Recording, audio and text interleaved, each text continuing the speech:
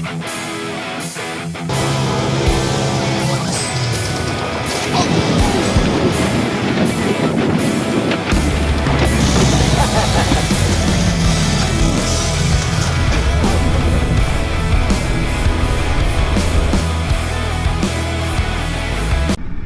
right, here we go.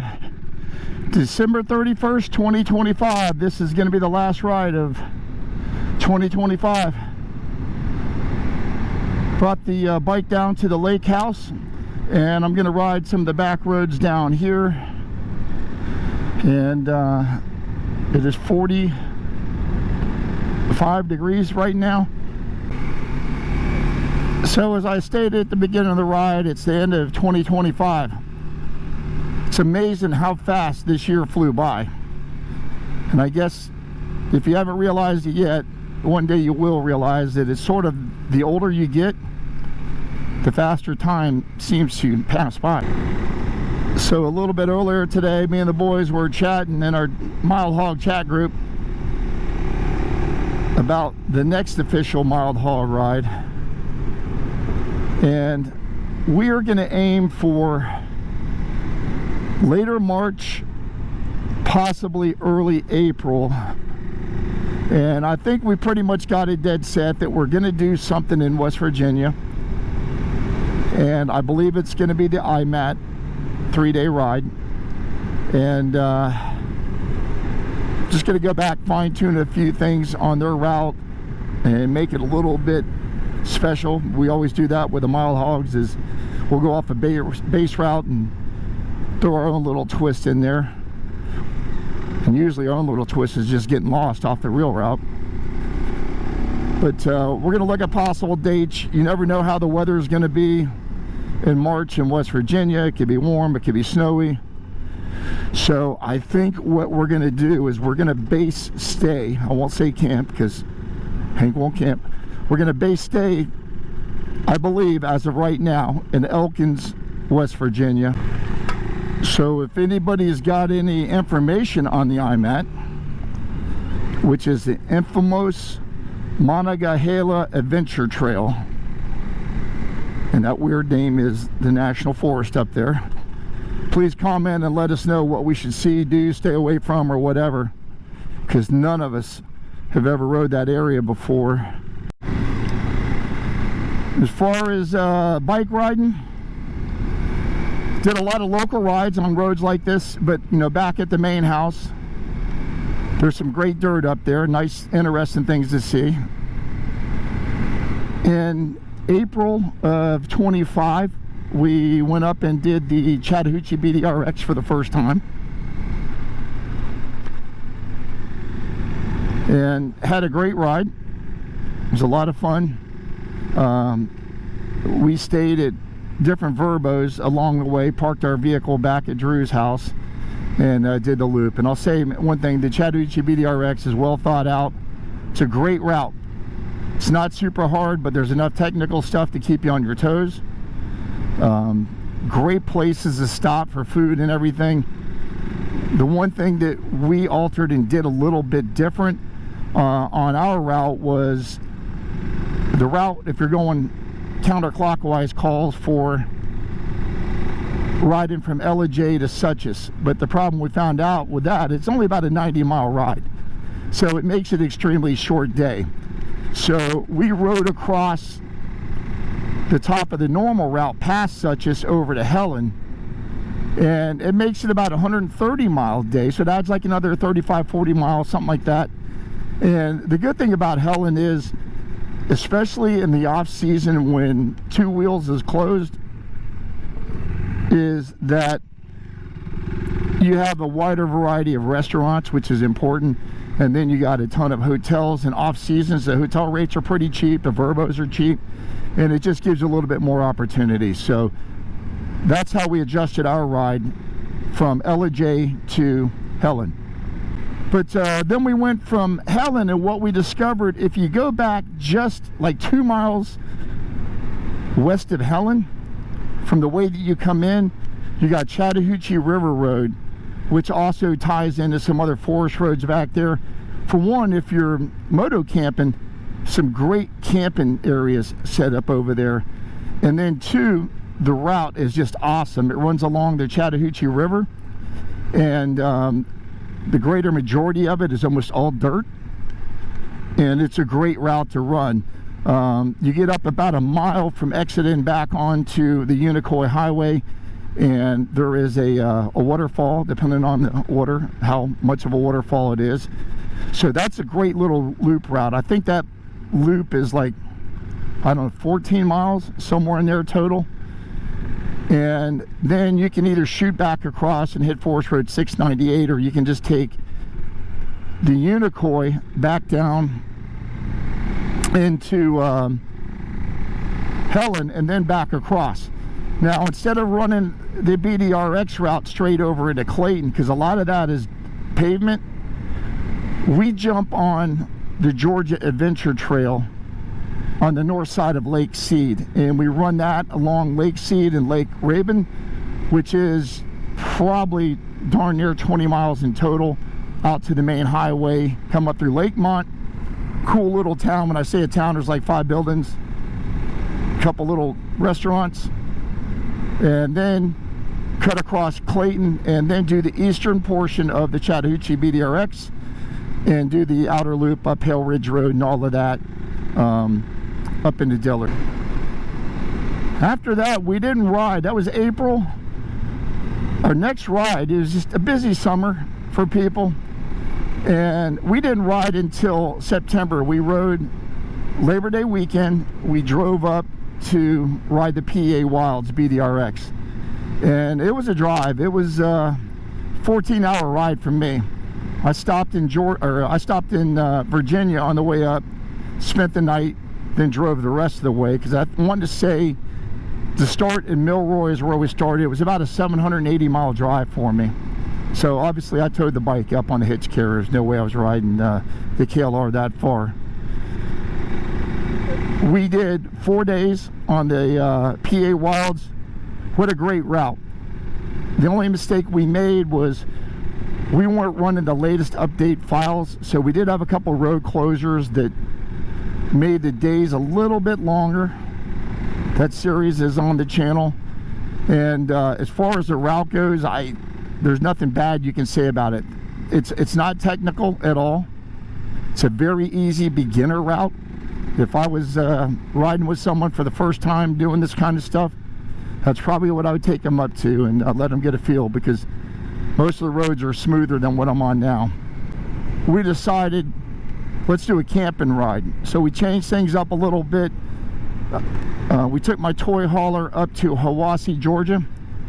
Stayed at Riverbend Campground, phenomenal campground, great place to stay.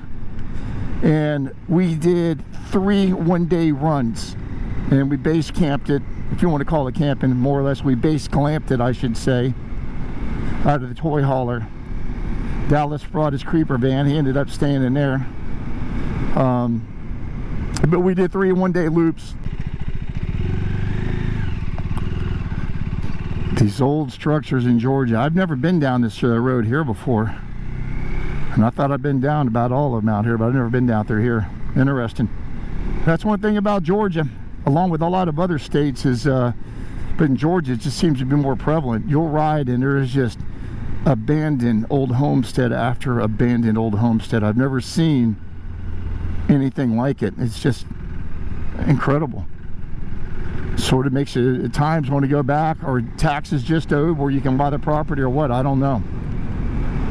Even though I had to put a brand new battery in the first day, man, the KLR struggled to start. We got it started. Hank's Beta 390, he was riding his son's bike. He had issues over all 3 days. It was just idling between 2,500 to 3,000 RPM, and it was almost the point of being dangerous when he was trying to do navigate the pavement twisties. Whoa, loose sand there. Couldn't figure it out. Before he went down, he put a new stepper motor on it. Didn't work. When he got back, he put a new throttle body housing on it. Still didn't work. Took it to a Beta dealership and up north, They tried remap and reflash and everything, and they couldn't get it to work. And last I had heard from him, the last I had heard from him was they were reaching out to Beta USA to see if Beta USA had any suggestions, because right now that Beta's leaving everybody's heads just scratching. I think it's a 2019, if anybody has any information on Betas. So then we heard about the IMAT, the infamous Monongahela, I'm butchering that, adventure route, which is in the National Forest. And there's a SIMAT, S-I-M-A-T, which is the southern part that also includes some of the National Forest. And I've mapped it out individually, 3 loops with a ride with GPS, and it does look pretty interesting. And going through some small towns, and the best thing about it is I think it's a town of Elkins, West Virginia. Looks like a good place to base camp or base sleep at a hotel or whatever, and you can jump on all 3 loops from that. One route is extremely long. I think it's a little over 200 miles. We may edit it down a little bit, so I got a feeling the IMAT is going to be the next Mild Hogs ride, and that is probably going to be in March or April, somewhere in there. Definitely we're going to have to let it warm up a little bit before we tackle that ride. So that will probably be the next official Mild Hogs route. I think what I've decided to do is I'm going to jump off the route that I had planned and just hit some of these random back roads for a little bit of a change up. And it's overcast, but we're going to wait and see what the rain is going to do, if it's coming or not. Like I said, I hope it's sort of not going to happen, because thinking about it, what I may do is I've got a little over 200-mile movie tour route loop that I've plotted out.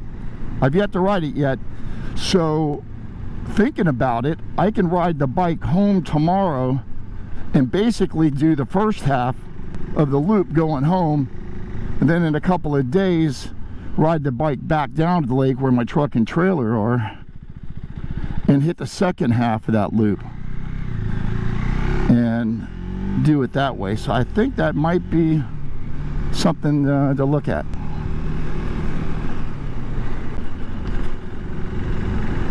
I was group chatting with the Mild Hogs. Wow, look at that. Georgia Power has come through and laid a ton of gravel 57 on what is normally, not all of it, but the trails there that we ride the ATVs and stuff when it's not hunting season. But they've also put the gravel 57 on the main road back here. And gravel 57 is basically mini boulders. I don't know how, this is a pretty long road. I don't know how long they're going with this. And again, these are your typical Georgia clay roads where when they're dry, they're fine. But when they get wet, man, and you get logging trucks and stuff out here, man, they're disastrous. But holy crap.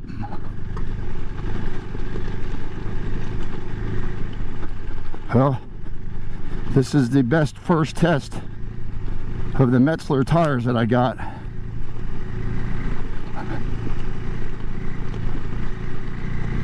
Because I'll tell you one thing, on the KLR, I would be going probably from one side of the road to the other like a pinball. The tires did pretty good. Like I said, I wasn't hauling butt or anything. And the lightweight of the bike definitely makes it a lot easier to run that versus a 500-pound adventure bike.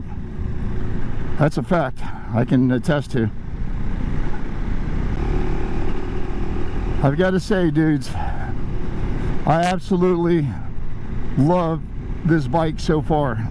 The handling, the peppiness to it, I'm so happy that I went with this. Like I've said before, man, I researched, came close to pulling the trigger on the CRF 300, came close, really close to pulling the trigger on the KLX 300, and basically for $450 more, I was able to walk out the door with the KTM over the KLX 300. So I got lucky, man, that I was patient, did my research, had a heck of a deal on a KLX Power Sports, or Mountain Power Sports up in Marietta, Georgia. Sean was the salesman up there, was going to work with me. Super nice guy. But when I just started weighing all the factors between the two bikes for $450 more, I could not pull the trigger on this one. Could not pull the trigger, I should say. All right, that is the end of another ride. Go home. We got gas in the toy hauler. I'll top this thing off for tomorrow. Run it about 60 miles to get to Monticello, where I'll start the movie route. I'll go ahead and top it off in Monticello, because like I said, there's no gas gauge on this bike. That's my only really complaint.